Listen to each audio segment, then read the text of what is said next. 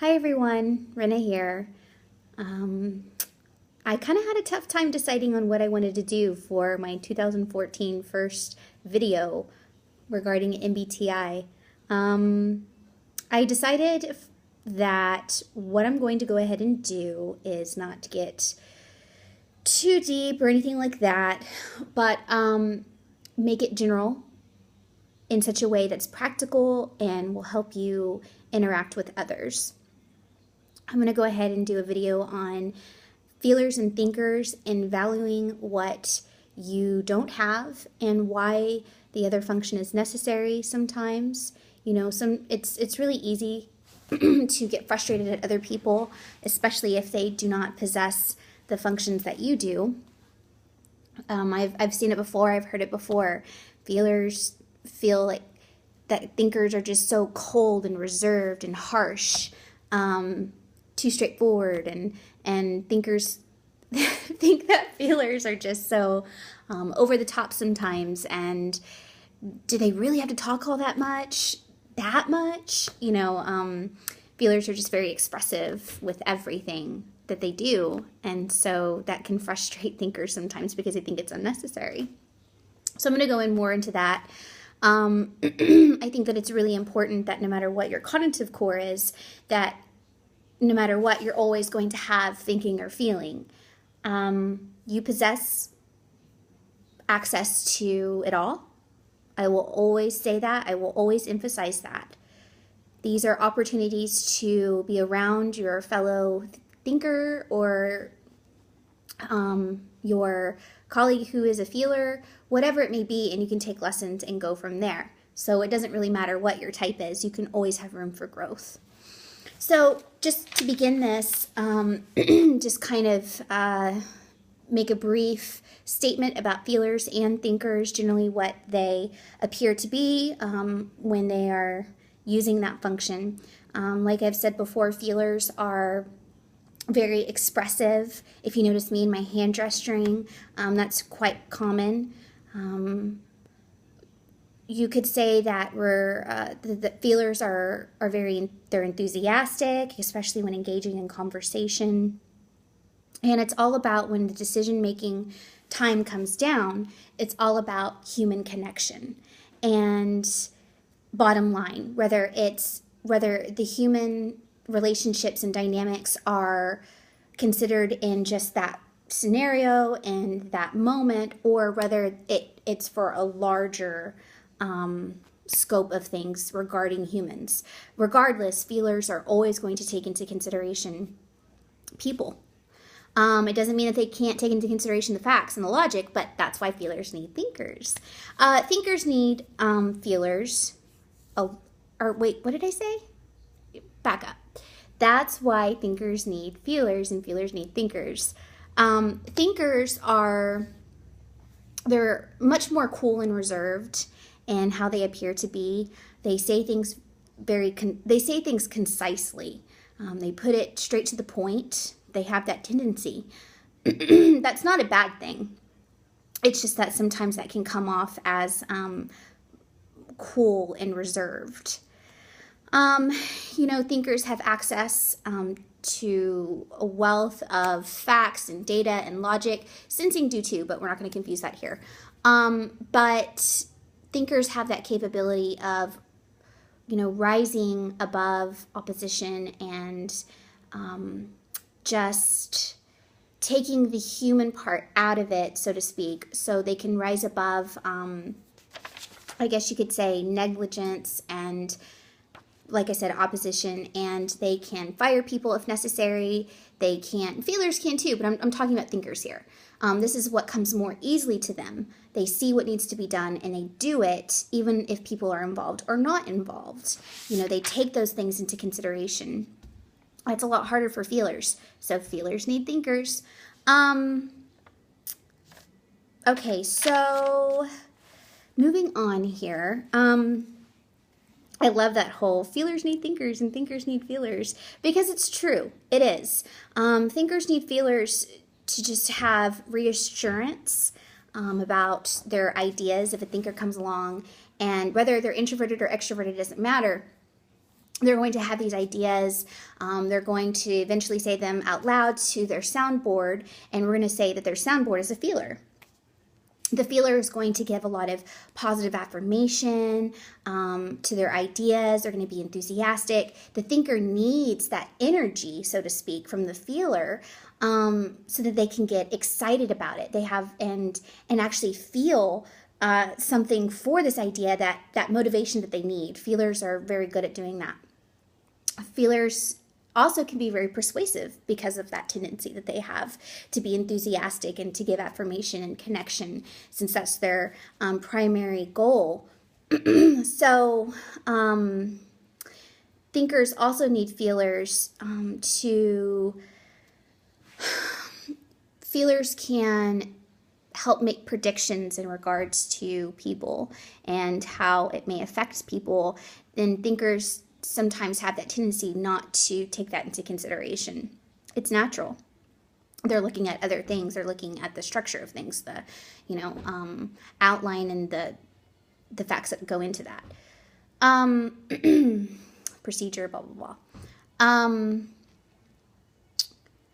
Now, feelers need thinkers for not just the obvious reasons of, feelers need logic to their plan. That is true. Feelers do have a tendency to not estimate the full cost of things. And so a thinker can come along and say, well, hey, did you think about this? Did you think about this? I don't, okay. So feelers do need thinkers in that way. Thinkers are really great at finding flaws in things. That's just what goes hand in hand with criticism. Feelers do need thinkers around when they are going to make an idea more, let me restart that statement over. Feelers need thinkers in regards to having their ideas organized in a more efficient manner. Feelers have a tendency to get really excited about things and their ideas, and they just want to take off with it, and that's great. And they don't always do this. I'm just saying this is the tendency. And so the thinker can kind of help the feeler slow down and look at the structure of things a little bit better and, make it more efficient, I guess you could say. And also I had mentioned before that thinkers are really great at standing firm against opposition. Well, feelers have that tendency to sometimes be ran over, or when they're offended, they keep silent, or they just don't show it as often as you think that feelers would show that they get offended. And this is because they value harmony. So thinkers can really encourage, can motivate a feeler to if they need to fire somebody, they will, they help them, kind of talk them up a little bit about how they could do it or whatever. I'm just using that situation in particular. This could apply to anything. Not that a feeler couldn't do that on their own. They could. It's just that they have the tendency to take into consideration, well, what's going on with the person? Why are they acting like this? Should they really be fired? What would happen? Blah, blah, blah, blah, blah, blah. When the thinker's like, no, this is what's happened. This is what's going on. This is the offense, blah, blah, blah, blah. There's more structure to it. Whereas with the feeler, it's a little bit, fill it out. No, I'm just kidding. So just remember that when it comes to thinkers and feelers, thinkers are objective. Feelers are subjective. That's just the bottom line. It doesn't matter if the feeler is extroverted feeling or introverted feeling. It's subjective. Thinkers, it doesn't matter if it's introverted thinking or extroverted thinking. It will be objective. So just very briefly, since that's kind of out of the way now, offenses are very easy to happen and take place between a thinker and a feeler, just because they're completely different functions, and the way that they look on the outside sometimes just can be a little, frustrating. Thinking types come off as very critical. We know this. They only do what's natural to them. And if you can take that into consideration when thinking about a thinker and observing them, that's their self-expression. It's not that they're trying to be rude, or it's not that they're trying to hurt feelings, because they're not. It's just that's what comes natural to them, pointing out the flaws, the criticism. That's their gift, so to speak. Of course, thinkers can take it to the extreme and not care what they're saying, but that's not an excuse. Any thinker can be diplomatic in choosing how they say things and what they say and when. Thinkers possess that quality as well. It may take time to acquire that skill, but it's there. Remember, we have access to it all. So, feelers, they get offended by thinkers because of this. They get easily offended. So if you're a feeler and you're dealing with a thinker, a really good thing to just keep in mind is sometimes it's okay to hear the worst. And it's okay to hear the objectiveness from the thinker. You don't take it so personally, and don't take it as they're being cruel, they're being harsh. If you can kind of step back for a second and think about what was said, how it was said, was it necessary to say? Did it help any? Sometimes that's helpful, and not to becoming so offended.